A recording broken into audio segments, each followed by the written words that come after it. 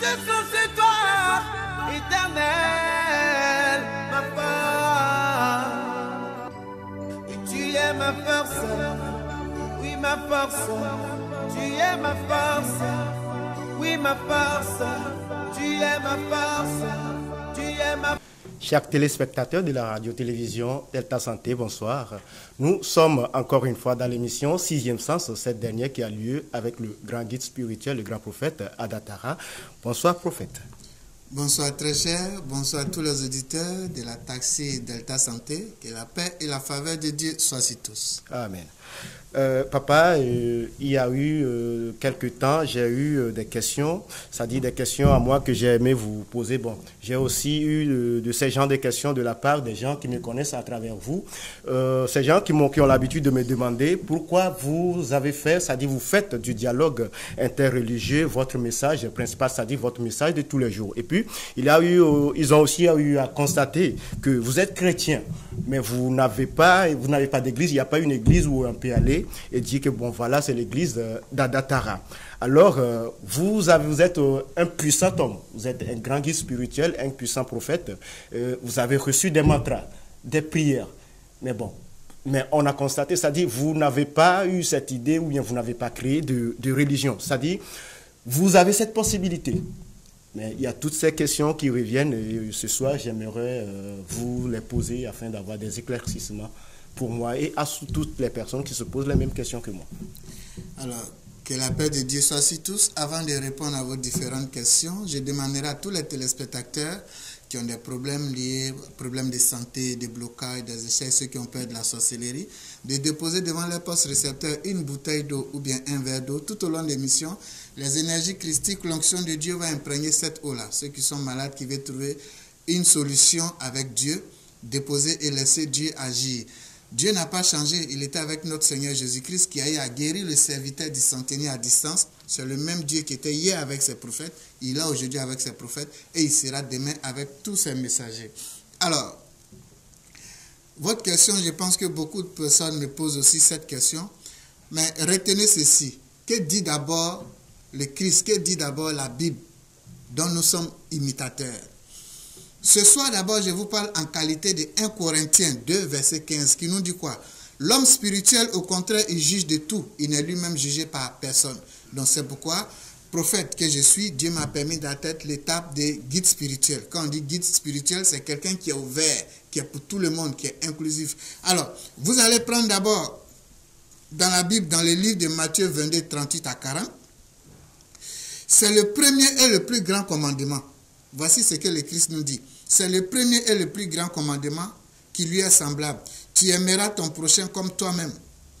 Et les deux commandements dépendent de ces deux commandements. Écoutez bien, je vais répondre à votre question. De ces deux commandements dépend la loi de tous les prophètes. Tu aimeras Dieu de tout ton cœur, de toute ton âme.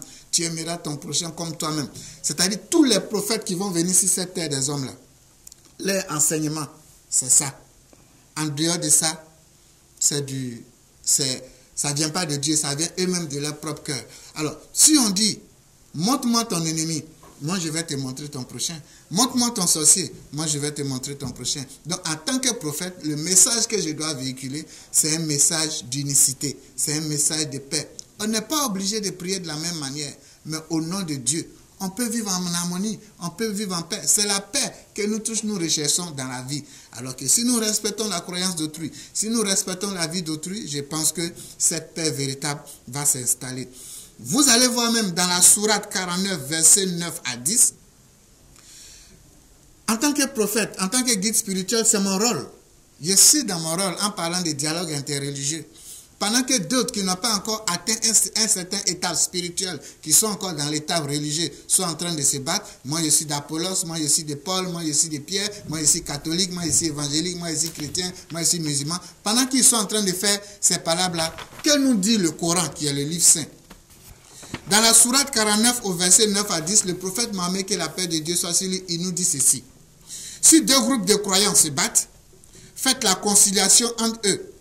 Si l'un d'eux se rebelle contre l'autre, combattez le groupe qui se rebelle jusqu'à ce qu'il se conforme à l'ordre de Dieu. Quel est cet ordre de Dieu? Tu aimeras Dieu de tout ton cœur, de toute ton âme. Tu aimeras ton prochain comme toi-même. Celui qui se rebelle à ça, c'est lui on doit combattre pour qu'ils reviennent à l'ordre institutionnel que Dieu a établi. Donc, tous les messagers de Dieu, regardez, je vous parle en tant que prophète, je lis le Coran parce que je suis ouvert, j'ai fait l'étude des religions, ce sont les mêmes écrits qui sont dedans. Donc, le Coran est clair. Si deux groupes de personnes font parler au nom de Dieu, l'autre dit, nous sommes un seul peuple, nous devons nous mettre ensemble, que l'autre dit non, il reste figé sur sa position, qu'il est sectaire. Le Coran dit, le prophète Mahomet, que la paix de Dieu soit sur lui, il dit, celui qui est sectaire, qui reste campé sur sa position, qui pense qu'il a le monopole de la vérité, on doit le combattre jusqu'à ce qu'il revienne à l'ordre. Quel est cet ordre? Tu aimeras un seul Dieu de tout ton cœur, de toute ton âme, tu aimeras ton prochain comme toi-même. C'est là réside la loi de tous les prophètes.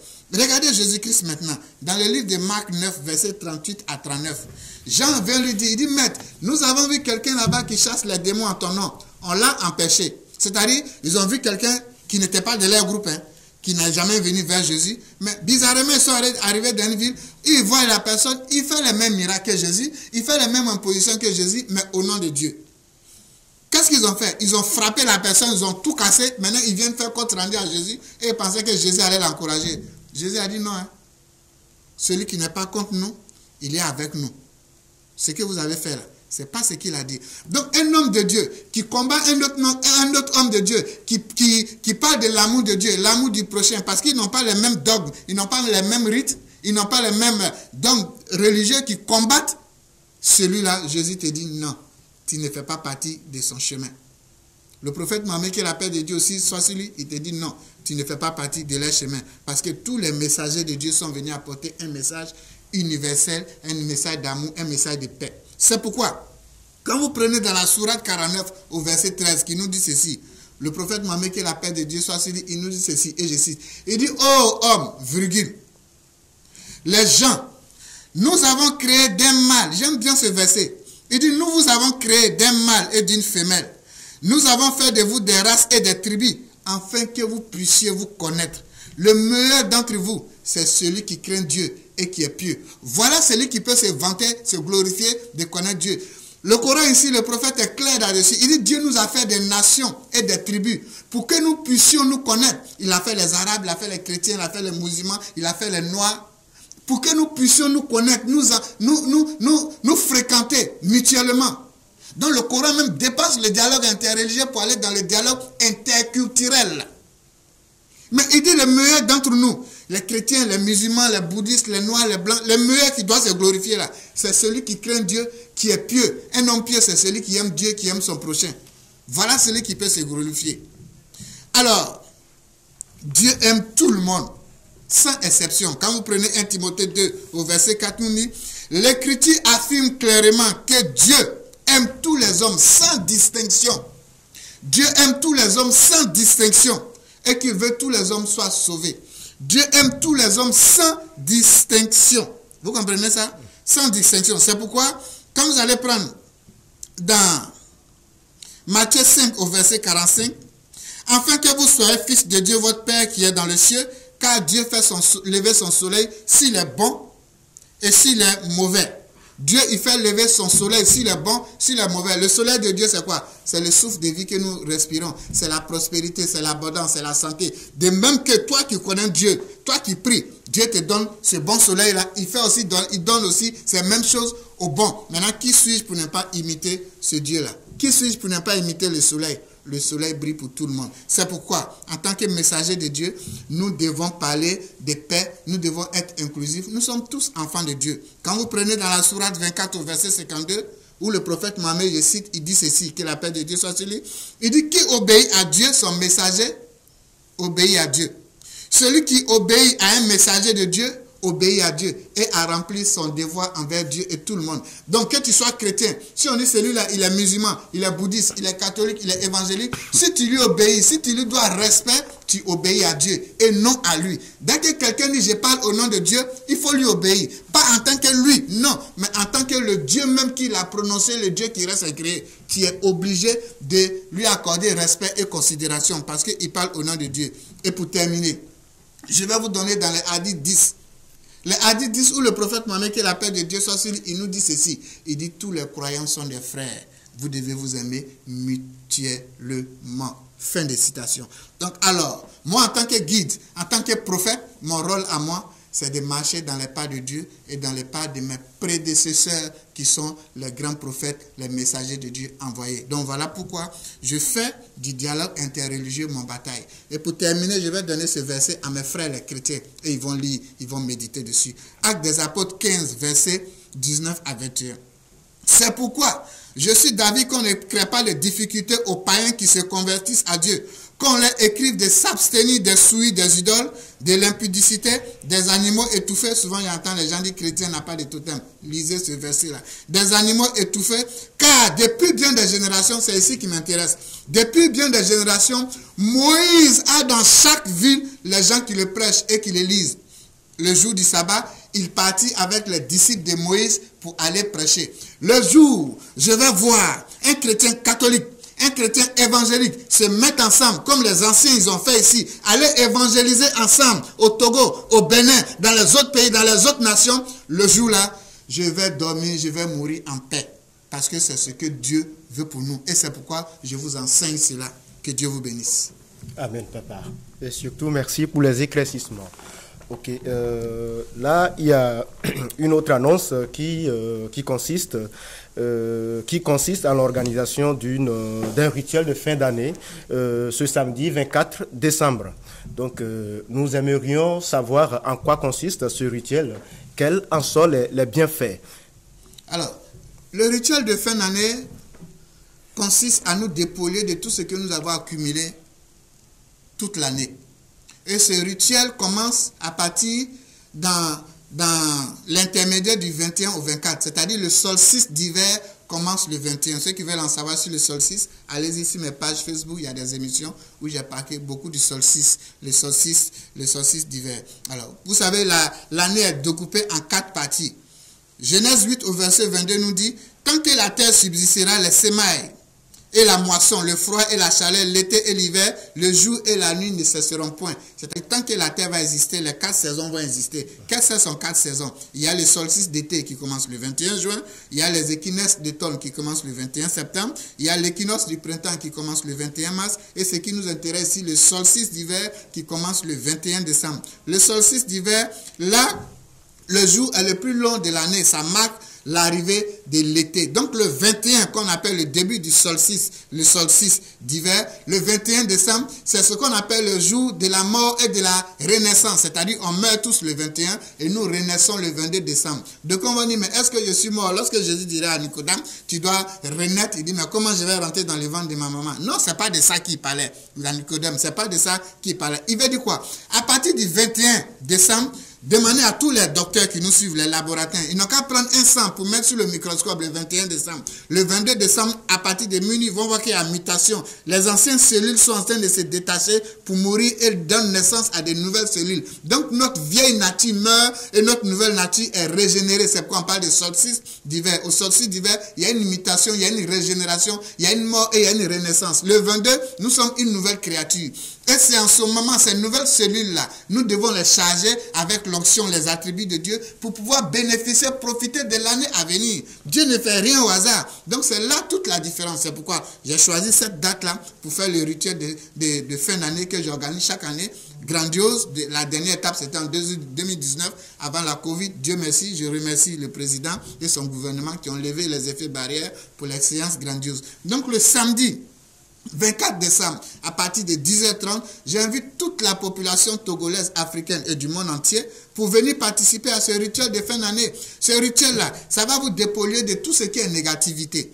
Pour mieux comprendre le solstice d'hiver de façon ramassée, je vais vous donner ceci. On vous dit le serpent mue. Vous allez voir à partir du 21 à minuit, tout renaît, même le vent, l'atmosphère commence à changer.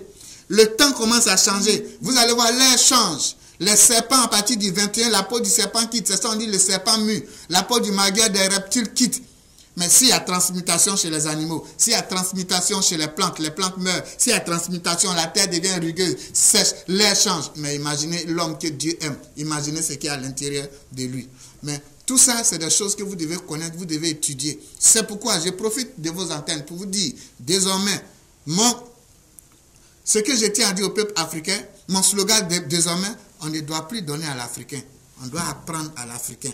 Celui qui te donne t'assujettit, t'abrutit, te domine, te colonise et te dicte ses lois. Mais celui qui t'apprend, il veut que tu sois ton égal, il veut te donner la liberté. Alors désormais, à partir de 2023, on ne doit plus donner à l'Africain. Toi qui m'écoutes, on ne doit plus te donner des prières. Non, on doit te permettre de prêcher. On doit te permettre de pécher. On doit te donner les outils dans la formation. Instruisez-vous, formez-vous. Je n'ai pas ri pour être là. J'ai travaillé pendant 22 ans de ma vie, de façon acharnée. Et je continue de travailler. Je n'ai pas ri pour être là. Je travaille dur pour être à ce niveau. Alors, bien aimé, le samedi 24, à partir de 10h30, ce rituel va consister à quoi? Tout ce que vous avez accumulé l'année, que ce soit au niveau des envoûtements créés par la sorcellerie, par vous-même vos pensées négatives, et puis surtout par les mauvais œils. Le mauvais œil tue beaucoup les gens, mais là, quand il va voir un voyant qui ne voit pas trop, il va dire non, c'est un sorcier qui fait ça. Non, le mauvais œil c'est quoi? Camille est en train de partir. Camille, là, mais nous tous on est ici. Pourquoi c'est lui qui grossit? Il a voiture. On commence à parler mal de toi. Si Camille n'a pas une coque de protection, ces mauvaises vibrations vont commencer à ronger son âme, ses différents corps. Alors que toi qui fais cela, tu es semblable au sorcier qui agit sur l'âme. Donc ça tue beaucoup les gens. C'est pourquoi, si ce phénomène, c'est dans le monde entier. Vous comprenez? Donc, vous qui avez accumulé ces différentes négativités tout au long de l'année, c'est le moment de venir vous dépolluer. Parce que lorsque les négativités des mauvais œils sont en vous, c'est semblable à l'envoûtement. Ça vous empêche d'évoluer, ça vous empêche d'émerger. Vous comprenez? C'est pourquoi vous devez vous dépolluer. Et regardez, toi tu me regardes. Depuis 2014, j'étais avec vous ici, j'ai commencé avec vous. Regardez, depuis 2014 jusqu'à aujourd'hui, beaucoup pensaient que j'étais un prophète de passage. Beaucoup pensaient que j'étais un parvenu. Ça me fait 22 ans de ministère. D'autres n'étaient pas encore nés. Mais vous avez prié contre. Esprit de prophète Hadad sort. Vous avez tout fait. Maintenant, nous sommes en 2022. Faites le bilan. Regardez votre vie et puis regardez ma vie. Vous n'avez pas eu d'impact sur moi. Au contraire, c'est moi qui ai eu d'impact sur vous. Parce que je vous donne du regret. Vous regrettez. Là où vous êtes, vous avez perdu votre temps. Non seulement vous avez gâté votre vie devant Dieu, parce qu'en jugeant, en condamnant ce que vous ne connaissez pas, vous êtes en train de vous attirer la lèpre. Comme Marie et Aaron ont critiqué Moïse. Pourquoi Moïse a pris une femme noire? Ils ont commencé à le critiquer. Dieu leur a donné la lèpre. Regardez Élisée. Les enfants l'ont insulté, vieux chauve. Il a fait sortir des lions, soit dévorer les enfants. Imaginez à cause de votre bouche combien de lions et de lèpres Dieu met sur vous. Quand Dieu appelle quelqu'un, il n'appelle pas devant un témoin. Il n'y a pas quelqu'un dans la Bible, dans le Coran, dans la Bhagavad Gita. Quand Dieu l'appelait, il y avait témoin à côté. Donc quand Dieu appelle un homme de Dieu, tu n'étais pas témoin. Comme le Coran dit, respectez celui qui parle de Dieu. À cause de Dieu, point. Le reste là, ce n'est plus votre affaire.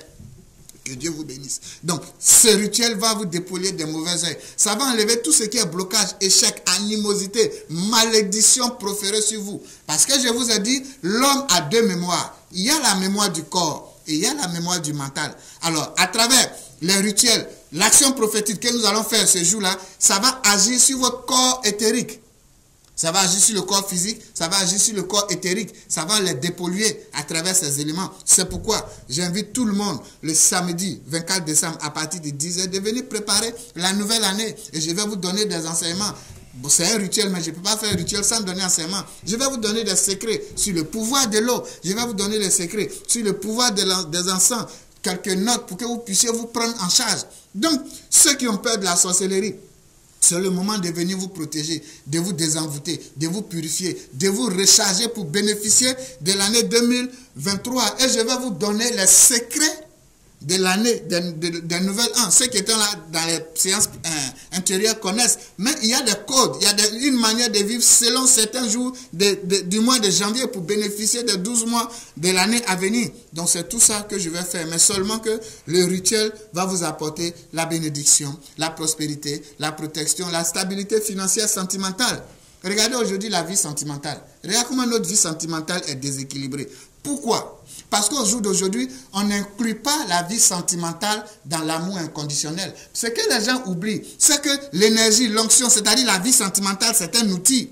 Mais un outil comme l'onction. L'onction, c'est un outil qui peut te propulser dans les hauteurs, mais qui peut aussi t'emmener en bas si tu ne sais pas bien faire. C'est comme le couteau. Ça peut te permettre de préparer, ça peut te permettre aussi de tuer. Donc la vie sentimentale, j'insiste beaucoup là-dessus, parce que c'est un outil très dangereux qui est en train d'emporter au jour d'aujourd'hui 95% de la population mondiale. Les gens jouent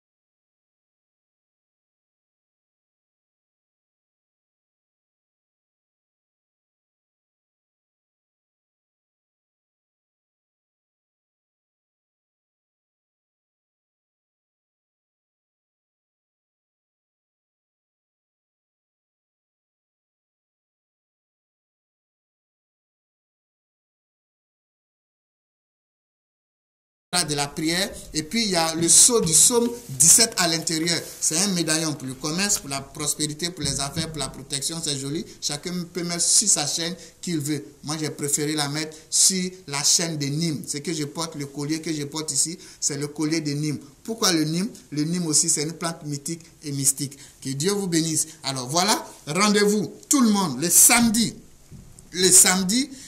24 décembre à partir de 10h. Pour terminer avec ce verset, les gens vont dire, mais ce rituel-là, c'est quoi son rôle? Puisque le solstice, c'est la renaissance. Quand tu étais né, est-ce qu'ils ont fait ta sortie d'enfant? Quand tu étais né, est-ce qu'ils t'ont consacré à Dieu? Non. Puisque le 21 décembre, que le solstice d'hiver commence, c'est la renaissance, Dieu vous donne une autre chance encore à travers ce rituel de vous faire votre sortie, de vous purifier, de vous consacrer à lui. C'est pourquoi je le fais chaque année. Ézéchiel 16, verset 4. À ta naissance, au jour où tu naquis, ton nombril n'a-t-il pas été coupé? Tu n'as pas été lavé dans l'eau? Tu n'as pas été purifié? Tu n'as pas été frotté au sel? Tu n'as pas été enveloppé dans un linge blanc? C'est pourquoi ce rituel-là, nous le faisons chaque année. Le rituel de fin d'année. Donc ceux qui vont venir, vous venez avec 1 mètre de tissu blanc. C'est ce qu'on parle ici de linge blanc. Vous venez avec 1 mètre de tissu blanc. Vous venez avec une bouteille d'eau. Tous les autres éléments du rituel, nous allons vous donner ça là-bas. Nous allons vous donner le sel consacré. Nous allons vous donner aussi l'encens. Regardez pour l'encens. Apocalypse 8, verset 2 avec 4. Et je vis les 7 anges qui se tiennent devant Dieu. 7 trompettes furent données. Et un autre vint, il se tient devant le Dieu avec un encensoir en or. Il mit des parfums de l'encens, il les offrit. Et les parfums et les encens montaient avec la prière des saints. Apocalypse, c'est le Nouveau Testament. Jean qui a vu le trône de Dieu, qui a vu comment on adore Dieu. Il dit on adore Dieu. Il y avait son autel, son chandelier. Il mettait l'encens dans un encensoir. Et lorsque la prière des saints montait pour que ça monte bien, ils encensaient ça. Donc Dieu, l'encens, le sel. C'est tout ça, tous ces éléments que je vais vous donner pour votre rituel du samedi 24 décembre à partir de 10h à la grande salle de Fopades. Donc voilà, premier arrivé, premier servi. Nos contacts sont là sur l'écran. Pour ceux qui veulent réserver, vous pouvez appeler. Je ne pourrai pas faire les consultations ce soir, peut-être mercredi prochain. Nous sommes au 96 30 01 75 90 54 42 61. Nous sommes tous enfants de Dieu. Ne l'oubliez jamais. On peut avoir des pratiques diverses comme les pratiques que je suis en train de donner, les actions prophétiques. Je suis prophète chrétien, mais guide spirituel pour tout le monde. Comment quelqu'un qui voit Dieu, pas qui voit Dieu, mais qui voit, à qui Dieu permet de voir dans l'invisible, tu peux dire, toi, tu es pour un groupuscule. Toi, ton Dieu, là, il est nain ou bien? C'est un Dieu nain. Vous êtes sérieux, là? Regardez tous ces versets que j'ai donnés, tous les messagers, prophète Mahomet, que la paix de Dieu soit sur lui, Jésus, tous les messagers, les versets qu'ils vous ont donnés. Ils n'ont rien l'un envers l'autre, hein, mais c'est vous, là. Vous savez, lorsque la religion tombe dans la main des mauvaises personnes, elle devient un outil d'abrutissement, d'assujettissement, de domination, de colonisation et d'esclavage. Je suis chrétien, mais je ne suis pas abruti. Allumez vos cerveaux. Donc voilà un peu ce que je tenais à vous dire. Rendez-vous samedi 24 décembre à partir de 10h30 à la grande salle de Fopades. La bouteille d'eau, vous mettez la moitié pour vous laver dans un seau d'eau. L'autre moitié, vous buvez ça doucement en demandant à Dieu tout ce que vous voulez. Nous recevons du mercredi au samedi à notre sanctuaire à Dido Gomen, Ouayamé. Si ce soir mes propos vous ont blessé, je vous demande de me pardonner car j'ai reçu gratuitement devant le monde entier. Je me lave les mains. Je viens de vous donner l'enseignement gratuitement. Paix dans le cœur, Mbago. Tout est bien qui finit bien. Merci, grand guide spirituel Adatara. Nous sommes arrivés à la fin de cette émission. Nous vous remercions d'avoir été des nôtres et nous vous donnons rendez-vous à une prochaine occasion.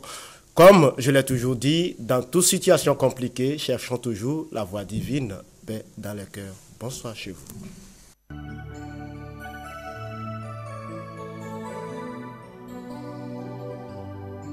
Mes yeux sont sur toi, éternel, ma force.